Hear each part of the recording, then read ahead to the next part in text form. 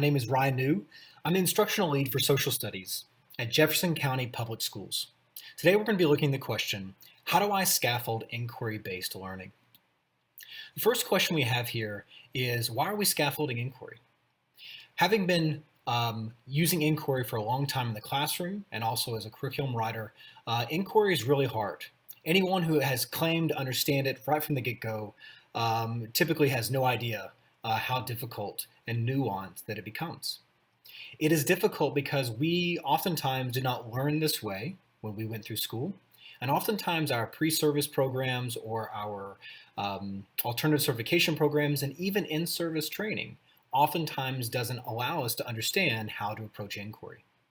With that said then, just as we're going to be scaffolding inquiry for our students, the scaffolds that we talk about through this video series will allow you as a teacher to better understand how to go about approaching inquiry on the curricular and instructional levels. So we begin with the hypothesis that any subject can be taught effectively in some intellectually honest form to any child at any stage of development. Coined here by Jerome Bruner, scaffolding is the idea of breaking down something that is difficult into more easily surmounted chunks. We're going to be doing the exact same thing through this process. Remember that inquiry is part of what we want the democratic classroom to look like. When it comes to the process of questions, tasks, and sources, it is difficult to figure out how these sometimes interweave to produce products and actions, let alone be generating from the type of dispositions that frame that process. So today we're going to be breaking down how do we go about scaffolding inquiry on a curricular level that really sets our students up for success and ourselves on the instructional level. Remember that the goal of inquiry, the goal of social studies, is to help students produce evidenced and cogent arguments while also imbuing them with the skills and confidence in order to take informed action in their classrooms, schools, and communities. Why is argument and action so important? Beyond subject matter understanding, students learn important citizenship skills when focused on argumentation. Whether citizens construct arguments or consider the arguments of others, attending to evidence that supports an argument is key to understanding public issues and making good decisions. Meaning that without a clear focus on argumentation, we are setting our students up for, and our democracy, for future failure. Argumentation allows us to have a free exchange of ideas that is predicated upon the individual self. That self then becomes motivated with a new belief system that's grounded in evidence to try to change and make good decisions in their community. Argument and action are complex things. They need to be scaffolded so that students can have success at them. This is whether you are a kindergarten teacher all the way up to a high school teacher. As we've seen before, we can't just expect students to jump into the deep end and be accomplished swimmers. This is how they drown. We do not want our students to drown in our classrooms, nor do we want them to drown in real life. What we want to do is figure out a process, a gradual release that allows our students to build confidence from one end of the pool to the other. We've talked before about breaking down question, sources, and tasks. If you'll follow me from the very bottom to the top, we go from sources that are complex and difficult, that are hard for students to read, that were never intended to be learned in the way they're being learned. Alexander Hamilton, writing to George Washington, isn't thinking that students at Jefferson County Public Schools are going to be studying his words, right? Students have then discussions. They work through the sources together, using their collective understanding of the world and skills that they bring in and prior knowledge that they have in order to make sense of those sources. To help them do that, teachers can provide organizational tasks that allow them to break down the complexities of not just the discussion and not just the sources, but the very questions they're trying to answer. Using sources, discussion tasks, and organizational tasks, students have a greater scaffold. They have greater tools to make them more successful moving into the formative performance task, which is really about argumentation, trying to essentially synthesize what the learning is for the day into descriptions, generalization, main ideas, explanations, and claims. In order to answer supporting questions, which when done multiple times throughout a unit, helps answer a compelling question at the end of the unit in the form of, on the right side, a summative performance task that is about written, verbal or multimodal arguments, or action tasks about taking informed action in their communities.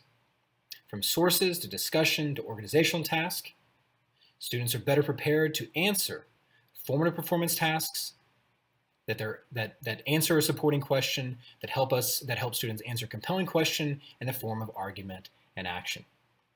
Seen in a different way, we can help scaffold an inquiry-based unit in the following ways.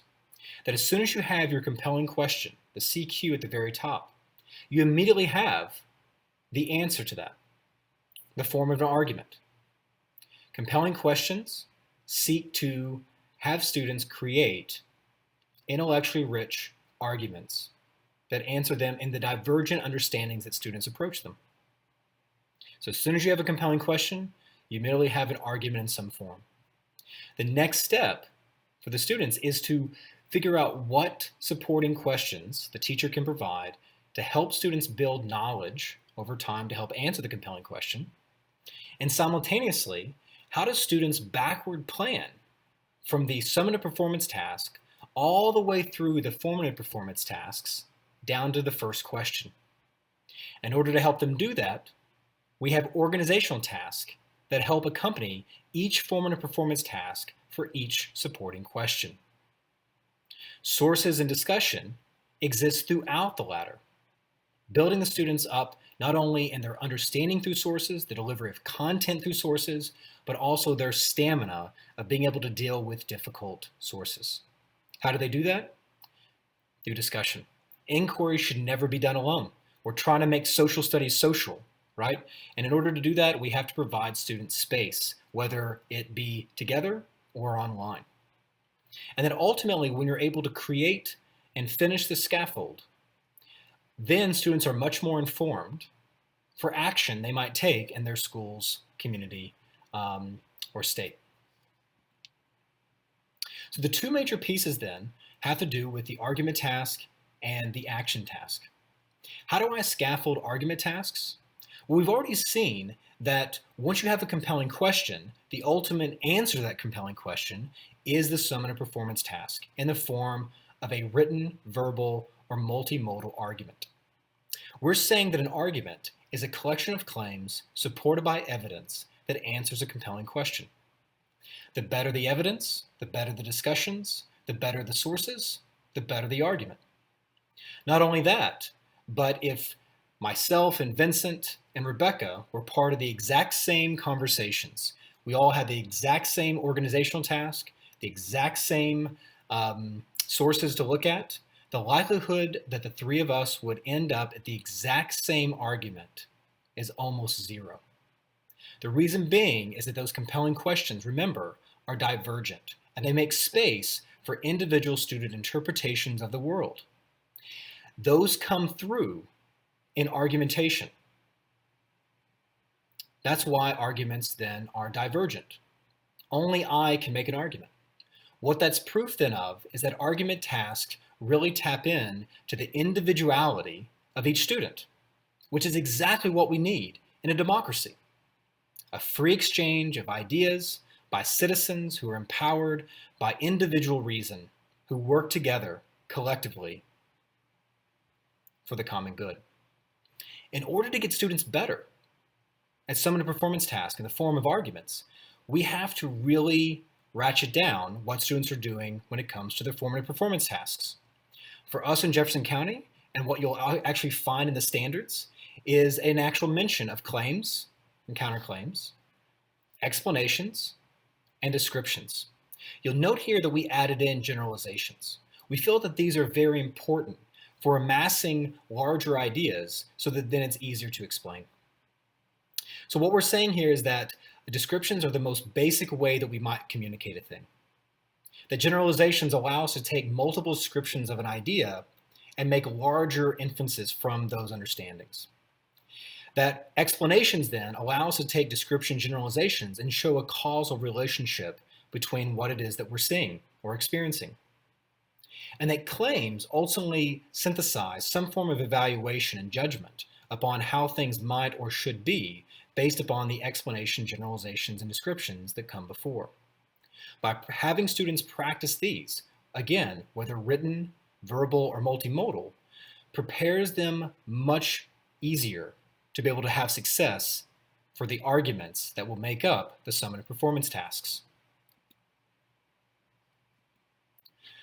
How do I scaffold being informed for action? There's plenty of action you can take, and a lot of that action is awful because it's not informed. For us in a process, we want to do the same thing. How do we scaffold to make sure that people and students are taking the best action that will result in the best intended consequences for that action? On the left side here, we see a breakdown from the C3 framework that students need to understand the issue, who's involved, what's going on, what they want from it, what the history of it. They need to assess the best way of going about it, about how to have the most success and what action they can actually create. And that better then informs the type of action that they would take. If you have 17 weeks in order to understand, assess, and act, you might be able to accomplish a very large thing. If you only have a few days, you may not be able to accomplish the same thing because of the loss of time. On the right side is a movement towards a very exciting initiative in Jefferson County, the MICFA Issues to Action, which we've broken down and correlated to the C3 framework. That first we want to examine the identity and community, to identify issues and envision change. Really, this is about understanding. That then we start to assess by what kind of research needs to be done and what kind of goals need to be set and what kind of power we're going to be dealing with. What kind of thing motivates that power? And ultimately, what kind of plan can we make? And how do we then reflect and showcase what we've done? In order to scaffold the year, the unit, and the lessons, we look towards argument and action. That questions, sources, and task become our yearly thinking, our unit thinking, and our lesson thinking. That they allow us to help break down the complexities of the standards and make them much more accessible. In this video, we were able to look at some of the ways in which we're starting to figure out how to scaffold inquiry-based learning. Thank you very much.